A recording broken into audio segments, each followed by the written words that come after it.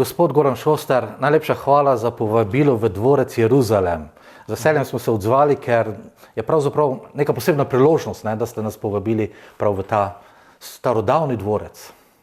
Ja, dvorec Jeruzalem sicer ni bil v planu kot glavni igralec tega pogovora, pa vendar, ko sva že tukaj, Prleška razvojna agencija je podpisala z občino Ljutomer najemno pogodbo. Sedaj bomo pač mi upravljali dvorec Jeruzalem in poskušali nadgraditi gostinsko turistično ponudbo z kompetenčnim centrom, ki ga snujemo tukaj, se pravi, želimo v tem okolju krepiti kompetence v lokalnem okolju in prispevati en majhen delček temu, da se podeželje ne bi tako hitro staralo.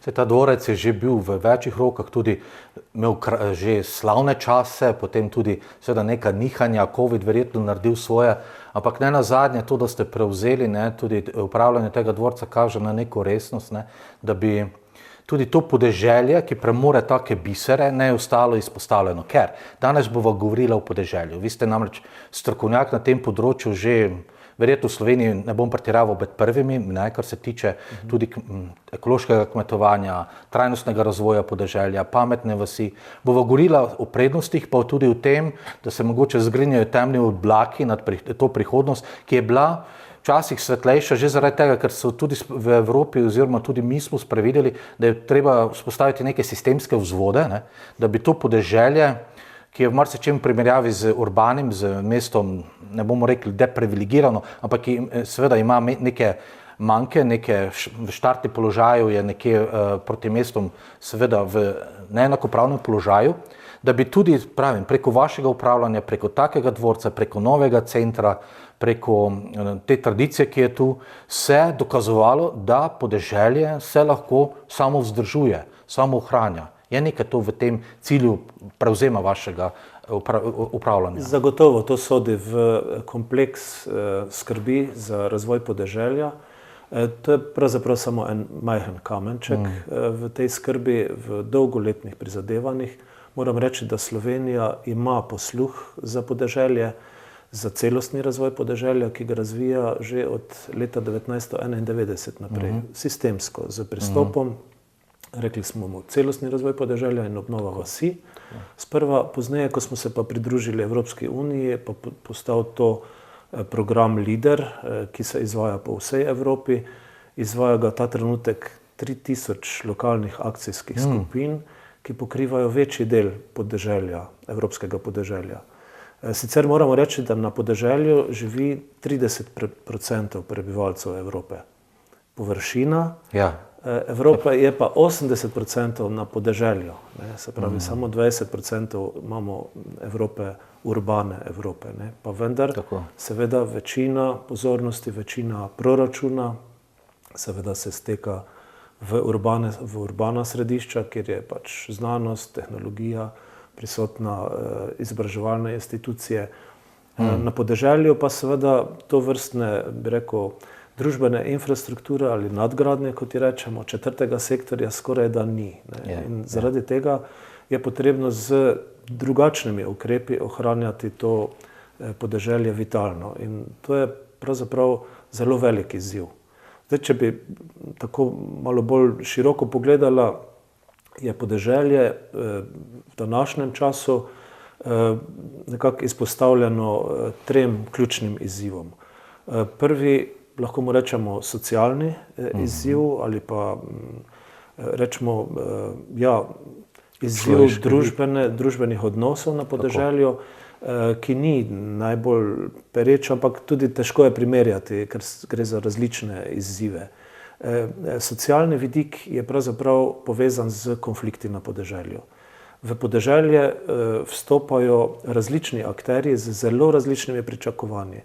Prostor je pa samo en in velikokrat so interesi zelo konfliktni. Nemalokrat smo priča temu, da prebivalce na vasi moti smrad iz bližnje farme in se postavlja potem vprašanje, kdo ima pravice od avtohtonosti, kdo ima primarno pravico, da odloča o tem, kakšne dejavnosti se bodo odvijale v podeželju. In teh konfliktov je precej, ne bi šel zdaj podrobneje v to bi rekel, področje. Mogoče pomembnejše še od tega so seveda ekonomski izzivi. Tu na tem področju moramo reči, da ekonomski utrip na podeželju je tisti, ki najbolj vpliva na poseljenost podeželja. Se pravi, ali imamo vitalno podeželje ali nimamo, je v skoraj največji meri odvisno od ekonomije, lokalne ekonomije. In tukaj moramo ugotoviti, da se že zadnjih 10-20 let vztrajno dogaja trend umikanja storitev iz podeželja v urbane sredine. In to zelo vpliva na kvaliteto, se pravi na zniževanje kvalitete življenja na podeželju in na težje razmere bivanja, ne? Zlasti za marginalne skupine, kot so najmlajši in najstarejši. Tako. Ne samo to, ta problem ali pa izziv z storitvami, ki jih je treba, ne bom rekel umetno, ampak iz potrebe potem, da ohranimo podeželje živo, ohranjati na podeželju. Se pravi, če se bodo vse storitve, kot so banke, pošte, trgovine, uradi, vsi umaknili iz vasi v mesta, iz manjših mest v večja mesta, iz večjih mest v prestolnice, bo zazijala velika praznina na podeželju.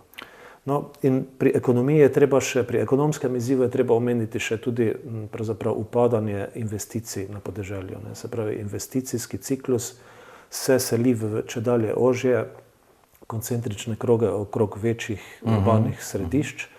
In to pomeni seveda tudi ne samo odliv kapitala, odliv znanja, tudi odliv kadrov, nasploh pravzaprav nekak družbeni razvoj potem pravzaprav pojema na podeželju. In še tretja skupina teh izzivov na podeželju so pa demografski izzivi, ne, ki so pa pravzaprav posledica ostalih dveh. Tukaj seveda ugotavljamo ne samo v Pomurju, v Sloveniji, v celotnem ruralnem delu Evrope, da se podeželje prazni. Starostna struktura na podeželju je izrazito se prevesila v prid starejših družbenih skupin. Nemalokrat, pravzaprav tudi v kmetijstvu ugotavljamo, da imamo več kot 50 let poprečno starost vitalnih nosilcev kmetij in to so nesprejemljivi statistični podatki, ki nam govorijo o tem, da je alarma, da je pravzaprav že nastopila višja sila, ko se pravzaprav Evropa kot taka prazni. Prazni. In to plat zvona bijajo že naši sosedje, Hrvati, ne? Slavonija, tudi zaledje Primorske, ne? Njihove recimo Irska, mislim Istrska Španija in tako naprej. In pri nas seveda se lahko ponašamo s podeželjem, ker je neka primerjalna prednost v primerjavi z drugimi državami. Vsi hvalijo naše podeželje, kako je lepo. No? To, da smo v Jeruzalemu, nenavadno ime, imamo v Sloveniji celo Betlehem, se pravi, so prišli od nekod ljudje, ki so rekli, to je pa tako lepo, ti grički, vinogradi, pa ne samo to, ampak to mora nekdo obdelovati, se pravi, nekdo mora tu živeti, nekdo mora imeti motiv. Tudi mi, ko smo se peljali danes sem, je eden moj sodelavcev rekel, ti pa daleč hodijo delati, ali pa kje ti sploh delajo, od česa ti živijo. Kar je seveda eden od teh prvih, teh pogojev, da bo podeželje ostalo tako lepo, negovano, urejeno, da bo tudi poseljeno, da imaš to, kar ste rekli, tudi priložnost za zaslužek nekako. Saj ta neka nova orodja, nadaljavo preko interneta je že možno, ampak te storitve, ki jih država omogoča, recimo, vem sam, ker izhajam z Goričkega, da se je kar nekaj bank umaknilo, recimo tudi pošte želijo, bankomatani oziroma tudi kako trgovino zaprejo. In potem se res vprašaš, zakaj živeti na podeželju, če za vse moraš upraviti neko pot, če za te upravne postopke, se je tudi e-uprava tu zelo napredovala, da lahko kaj storiš tudi preko interneta, medmrežja. Vendar nekako se bomo morali odločiti, to, kar ste rekli, kaj želimo s tem podeželjem, ali bo to zgolj neka turistična atrakcija, ki jo bomo za hoteli bolj kot ne še ohranjati za prihodnost, ali pa želimo, da del prebivalstva ostane, torej tu tudi poseljen, ta vitalni, kleni del, in da bo ta pritisk na urbane centre postopoma prenehal. In tu se sedaj pojavlja vprašanje, ne, zakaj ne sprevidijo tudi odgovorni, da s tem, ko vlagajo v podeželje, vlagajo v prosperiteto oziroma trajnost, obstojnost tudi celega, ne vem, narodnega, ne samo telesa, ampak tudi ozemlja, ne, kot takega. Zdaj, če se izprazni tako kot Slavonija, če se bo tu izpraznil, bo prišel nekdo drug, ne.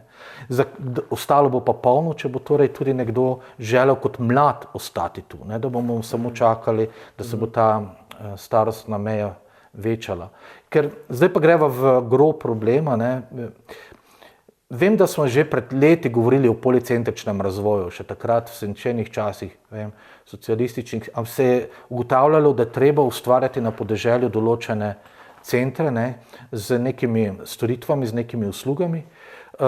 Ne vem, so tudi projekti, recimo zdajle smo se sami tudi angažirali pri projektu tako imenovanega digital twinninga, kjer lahko ti naprej splaniraš oziroma ti modeliraš na podlagi vhodnih podatkov, kakšni so možne alternativni izhodi. Na podlagi tega lahko sprejemaš boljše odločitve. Nenazadnje pa tudi taki majhni projekti, kot so nam včasih uspeli, recimo s pomočjo lokalnih akcijskih skupin, LAS, ne, in to bi bilo moje vprašanje. Recimo na Goričkem je uspelo spostaviti nek nov center v Učin, se pravi informativno-turističen. Potem je bila tudi spostavljena prva oljna klet, torej kjer se da degustirati oziroma tudi testirati olje. Jaz bi sprašal iz vašega tega bogate kariere, če bi našteli nekaj teh uspešnih projektov, ki ste jih ravno lahko financirali skozi LAS in še danes tvorijo torej neke prihodke, so tržno zanimive in tudi neko torej, logiko obstoja na podeželju. Ja, mogoče začnem na ta način. V Evropi deluje 3000 lokalnih akcijskih skupin, od tega 37 v Sloveniji. Slovenska specifika je ta, da pokrivamo pravzaprav ves podeželski prostor. Urbane sredine nad 10 000 prebivalcev so izvzete iz tega. Teh 37 lokalnih akcijskih skupin oziroma 3000 v Evropi zaposluje okrog 10 000 animatorjev za razvoj podeželja. To je že primerljivo z eno takole malo, reciva temu, kar večjo firmo, enim večjim podjetjem. Treba pa je reči, da to, če sintagmo podjetja uporabim, ne proizvaja čevljev ali kakršnih predmetov. Ti ljudje se ukvarjajo z pomočjo drugim, se pravi tistim, ki imajo ideje na podeželju. In če govorimo o 3000 lokalnih akcijskih skupinah, lahko govorimo tudi o 300 000 izvedenih projektih. Vi ste našteli samo 2-3, jaz jih bom mogoče še kakšnega dodal, ampak ni potrebno pravzaprav dokazovati tega, kakšno korist prinaša podpora razvoju podeželja skozi program LIDER oziroma skozi lokalne akcijske skupine. Če vzamemo, da teh 300 000 projektov, ki je bilo recimo v zadnjih 10 letih podprtih z nepovratnimi sredstvi iz proračuna Evropske unije, kakšne učinke imajo ti projekti, ugotovimo, da več kot 1 milijon upravičencev je pravzaprav deležnih neposredne pomoči iz teh nepovratnih sredstev. Zdaj iz tega milijona upravičencev sploh še nismo začeli govoriti o multiplikativnih učinkih, ki se ustvarjajo z to pomočjo na podeželju. Če mi podpremo nekoga, ki si je zamislil novo linijo sokov, recimo za predelavo starih sort jablan iz Goričkega ali pa iz Prlekije, iz Slovenskih goric, kjer se pravzaprav ti stari nasadi žal hitro krčijo. Če dobi podporo človek z idejo, na kak način narediti ekonomijo iz tega, lokalno ekonomijo, zaposliti dodatne ljudi, ustvariti na trgu eno dodano vrednost, dvigniti kvaliteto življenja v svoji skupnosti in v zadovoljstvo v tistih sredinah, kjer bodo uživali zdravo pridelan in predelan sok, potem vidimo, da so ti multiplikativni učinki izjemno široki in pravzaprav jih ni možno popisati. Lahko jih samo slutimo ali opišemo na nivoju nekega enega lasa, recimo, ali pa vsak las bi lahko to, lokalna akcijska skupina bi lahko to naredila v svojem krogu. Recimo, lokalna akcijska skupina Prlekija pokriva 8 občin, na desnem bregu Mure, od Apač do Razkrižja. In tukaj pravzaprav so projekti sorazmerno enakomerno razpršeni. Mi v vsakem javnem pozivu odobrimo nekje med 10 do 15 projektov in na leto imamo 1 do 2 javna poziva za zbiranje projektnih predlogov. Mi smo pravkar končali z drugim javnim pozivom v tem programskem obdobju in kmalu bomo imeli tudi sejo upravnega odbora, na kateri bomo pač razdelili dobrih 300 000 evrov od 2,5 milijonov, kolikor jih imamo na razpolago v tem programskem obdobju. Če vzamemo širše Pomurje, tudi Las Goričko in Las pri dobrih ljudeh, ki pokrivata prekmurski del podeželja, izvajata razpise, vsako leto so razpisi, vsako leto so prijavitelji. K sreči smo v tem našem delu Slovenije priča vitalnemu življenju na podeželju. Zakaj to pravim? Zaradi tega, ker zmeraj dobimo na naše javne pozive več prijav, kot pa imamo na razpolago sredstev. Za tiste, ki se prijavljajo, seveda to neugodno, zato ker vsak ne more uspeti za vsako idejo. Vsaka ideja, vsak projekt se preverja z nevtralnimi ocenjevalci, se oceni in potem greš še skozi rešeto transparentne participativne demokracije, ki jo izvajamo znotraj lokalnih akcijskih skupin. In potem seveda najboljši projekti pridejo do sofinanciranja iz strani Evropskega kmetijskega ali pa Evropskega regionalnega sklada. Na tak način približno deluje ta mehanizem podpore podeželju in mi rečemo, da je to podpora od spodaj navzgor. To je toliko pomembne zaradi tega, ker to zagotavlja eno varnost Evropi. Varnost v tem smislu, da ljudje, ki participirajo na odločitvah, ki participirajo na vnaprej določenem proračunu, namenjenemu razvoju podeželja, bodo res izmed sebe izbrali tisto najboljše, kar jim pomaga pri njihovih izzivih vsakodnevnih, bodisi ekonomskih, demografskih, socialnih, ki sva jih prej izpostavila v začetku razgovora. Žal ne vem, če bi prišla do konca, če začnem naštevati, ampak lahko rečem, ne vem, samo kot nekaj primerov. Recimo v Veržeju se je Zavod Marjanom zelo uspešno prijavljal na naše razpise in vsakega lahko povabimo tja z veseljem in s ponosom. Veliko je za pokazati, ne? Od Centra domačih in umetnostnih obrti do seslamo kritih staroslovanskih zemljank, ki služijo, bi rekel, butični turistični ponudbi. V Križevcih doživljajskih center, v Apačah,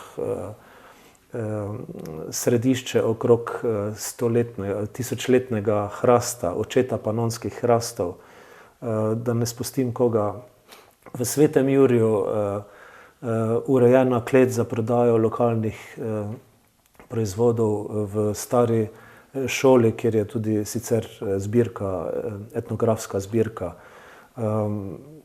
Koga se še nisem naštel, v Razkrižju Ivanov izvir in prazgodovinska naselbina, v Ljutomeru vrsta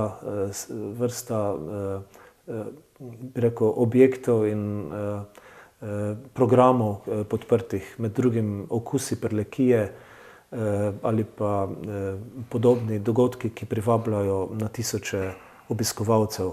Zdaj, v bistvu to sem vprašal zato, da gledalci dobijo vsaj malo občutek, koliko se je skozi ta leta vendarle vložilo v podeželje oziroma se je uspelo generirati neke dejavnosti, podpreti zagon novih, idej in človek se zato težko sploh sprijazni oziroma verjame, da je nekdo lahko prišel na idejo, da tega se pa več ne bi šli. Ne. Od teh 3000 glasov, ali koliko ste rekli, da jih je po Evropi, mislim, da je večina v tem združenju Elart, katerega ste tudi vi član. In dvomim, da ima kateri od teh glasov negativno bilanco. Recimo na vašem primeru se da dokazati, da je ta bilanca več kot pozitivna, ne, z temi vsemi dosežki. In zakaj bi to zakaj bi to neki sistemi, odločevalci več ne želeli? Ker zdaj bi želel še nekaj izpostaviti pri tem, kakovost bivanja.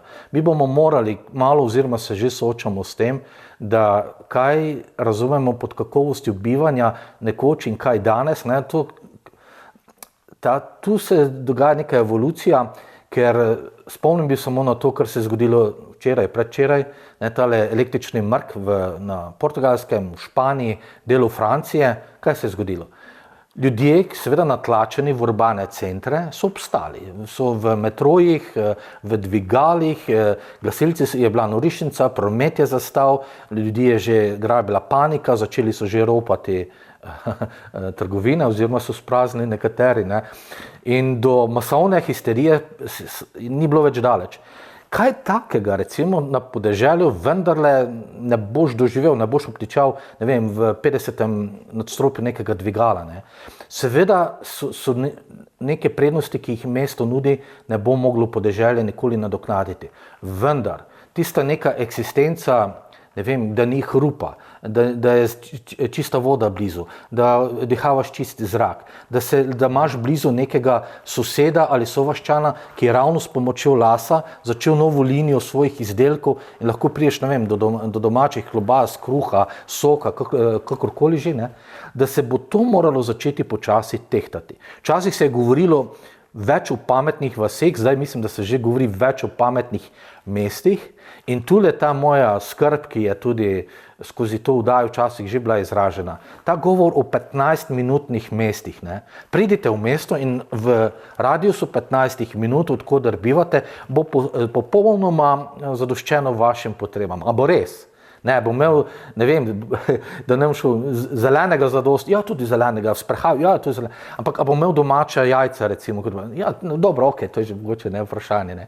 Malo karikiram, ampak hočem reči, da je to, kaj je pametno, torej, kaj je kakovost bivanja, se tudi več v tej, Evropi za to novo politiko še razume, kot smo upali, da smo končno spoznali pred leti, da se je to spoznalo, enkrat za vselej.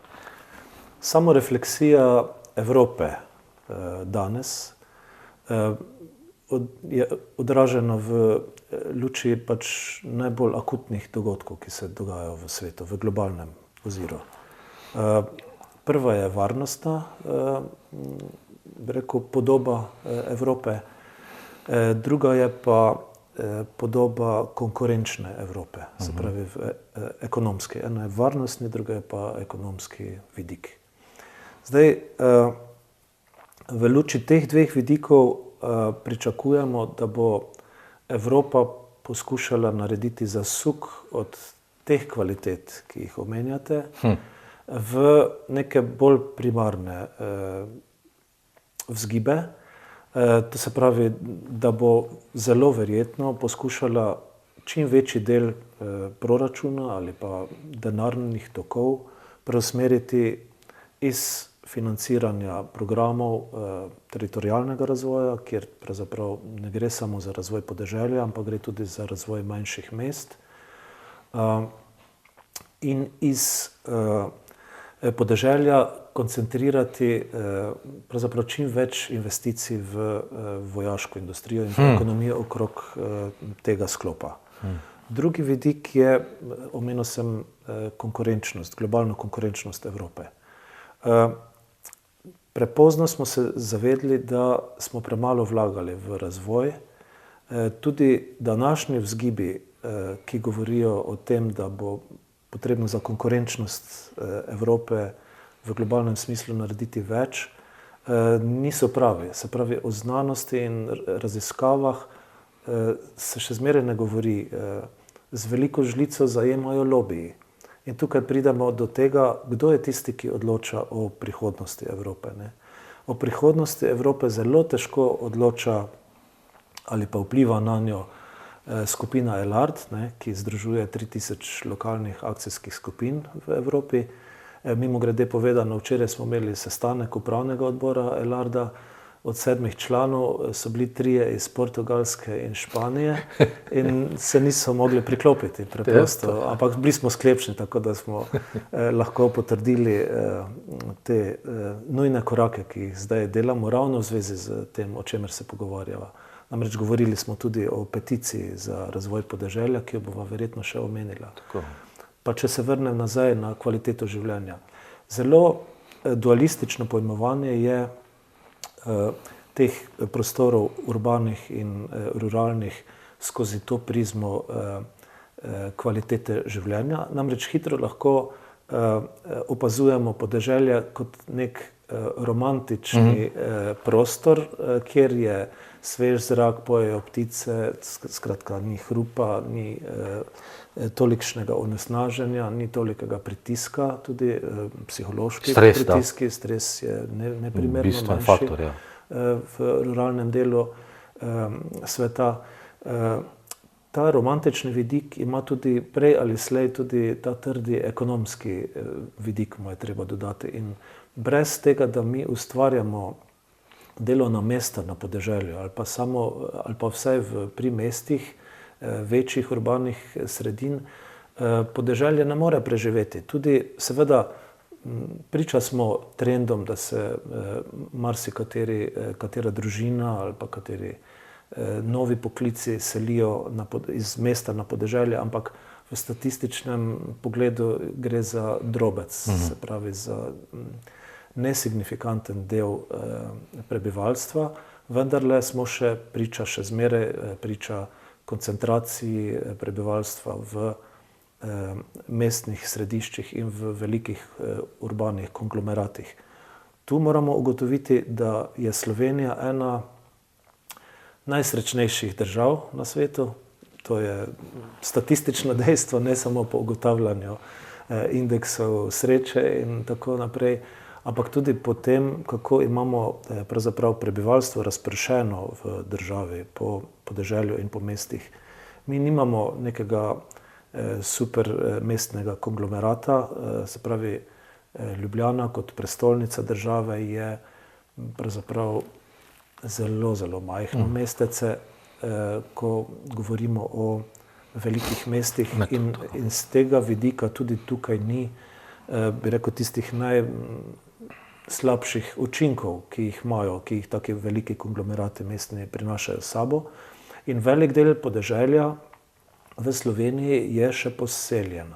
To prinaša s sabo sicer težave v mobilnosti, v komunikacijah, saj je velik del podeželja pravzaprav prisiljen uporabljati pravzaprav osebne avtomobile in se ne more pravzaprav z nekim javnim prometom, z avtobusi, z vlaki ali z nekimi skupnimi prevozi pravzaprav gibati med krajem bivanja in krajem zaposlitve.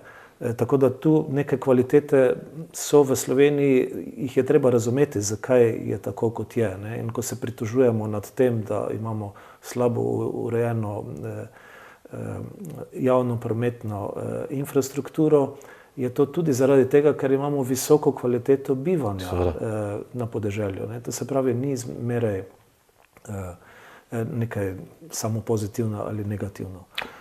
Ja, imam z prve roke izkušnje, kako je za neko občino, ki je med manjšimi v Sloveniji in nima veliko prebivalcev, ampak razprostreti vso napeljavo, ves vodovod, elektriko, kanalizacijo, do vsake hiške ni tako enostavno. Ampak to, kar ste omenili, ta ekonomski vidik, ki bo slej ko prej odločil, se res vprašaš, zakaj nekdo ne podpira vseh tistih dejavnosti, ki bi omogočale, da se zlasti mladi odločajo. To se da, lahko rečemo, da neka Madžarska je uspela z nekimi političnimi odločitvami že pripeljati kar nekaj mladih v v zaledje, v podeželje, to opažamo v porabi, ali je to skozi, ne vem, dohodnino, davek na nepremičnine ali pa pomoč pri najemu posojil ali ne vem, pri prvih letih poslovanja, ne, kako se to obračuna. In tu jaz mislim, ne, da moje osebno stališče je, Slovenija je res da majhna, ampak kljub vsemu bi potrebovala regije, ker nekateri problemi so za neko občino preveliki, za Ljubljano pa premajhni. Tu se znajde nekaj vmesnega. Jaz sem konkretno na Ledavskem jezeru, ko smo poskušali urediti in za turistično rabo, in za domačo, mislim, za tudi primarni namen kot vodozadrževalnika, ampak hočem reči, hitro se je izkazalo. Predno neka lokalna skupnost zmore tak projekt, pa se uskladijo med sabo, za neko ministrstvo ali pa neko državo je pa to minorna zadeva. In ker ni tega vmesnega nivoja in tu ni politične volje, ne, da bi obstajale regije, ki bi pa smele avtonomno odločati znotraj svojega teritorija, kaj se bomo šli in da bi imela tudi proračun, s katerimi bi to, kar se odločijo, da bi šli, tudi podprli. Da ne bi bilo odvisno samo od Ljubljane. Vidim, da prikimava. Se strinjate? Ja, pravzaprav zadnjih 20 let sem zaposlen v regionalnem razvoju, v lokalnem razvoju. In lahko rečem, da res moram potrditi 100% tej trditvi. Kar opažamo je eno nemoč regij. Mi imamo formirane v Sloveniji razvojne regije, to so statistične regije, ki imajo svoje organe, razvojni svet regije, ki so pravzaprav tudi odločevalski organi za tiste ukrepe, ki se tičejo regionalnega razvoja. Kar se lokalnega razvoja tiče, smo mi naredili izjemno velik korak naprej z formiranjem majhnih občin. Te občine so naredile neverjetne stvari in dvignile kvaliteto življenja na podeželju nepredstavljivo v zadnjih 30-35 letih. Tu je narejen ogromen korak. Pa vendar, mogoče na enem primeru pokažem, da pravzaprav neki razvojni ciklusi pravzaprav dosežejo svoj zenit in potem pravzaprav tudi pričnejo upadati. In to se zdaj dogaja z lokalnim razvojem. Lokalni razvoj, zgolj omejen na proračune majhnih občin, pravzaprav ni več kos izzivom, zlasti ne na podeželju, ki bi jih morali reševati. Ta primer, recimo Pomurske regije, je naslednji. Mi smo z regionalnim razvojnim programom, ki smo ga sprejeli pred 2-3 leti za to programsko obdobje, smo si postavili za prioriteto reševanja okoljskih problemov na podeželju, da poskušamo sfinancirati čim več malih čistilnih naprav. Se pravi, čistilnih naprav za vasi, za sklope, za naselja pod 2000 populacijskih enot. To smo si zapisali v regionalni razvojni program. Ko smo bili soočeni z evropsko direktivo in z pravili pridobivanja evropskih sredstev za regionalni razvoj, smo ugotovili, da tam ni prostora za to našo prioriteto. In ko so bili objavljeni instrumenti za podporo okoljskim projektom, so bili seveda podprti samo okoljski projekti nad 2000 populacijskih enot, kar pomeni, da male čistilne naprave sploh pravzaprav ne pridejo v poštev pri tem reševanju tega delčka. In tukaj pravzaprav sem poskušal ilustrirati to, da pravzaprav zdaj, če ni že bil čas pred 10 leti, zdaj pa res že skrajni čas, da nekaj naredimo z regionalizacijo Slovenije, ker majhne občine, razdrobljene občine niso več kos najaktualnejšim izzivom. Sam znova lahko zopet to potrdim. Živim na Goričkem, v majhni občini, deloval sem prej tudi v eni majhni občini in točno to je res. Občine so uspele narediti res ta velik korak naprej, da je nivo bivanja, tako ta neka osnovna infrastruktura in nasploh se reče, to, kar so občine lahko zmogle, so naredile. Ampak mislim, da so trčile ob strop sedajle in bolj kot ne, če se človek pogovarja, župani govorijo, da samo še izvajajo s proračunom neke socialne transferje. Se pravi, zakaj več? Ni. Za velike razvojne projekte regije potrebujejo tudi regijski proračun. Točno to.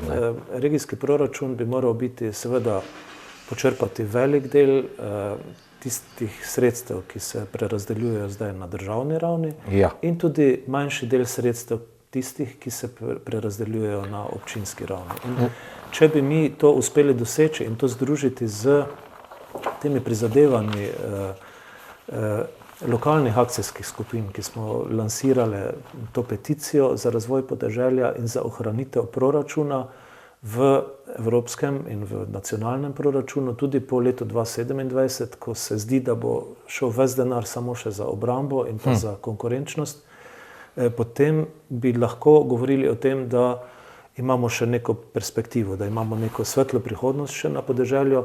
V nasprotnem primeru pa smo lahko priča že v 10-20-letnem obdobju katastrofičnim scenarijem. Namreč Evropa ima izjemno visok standard bivanja.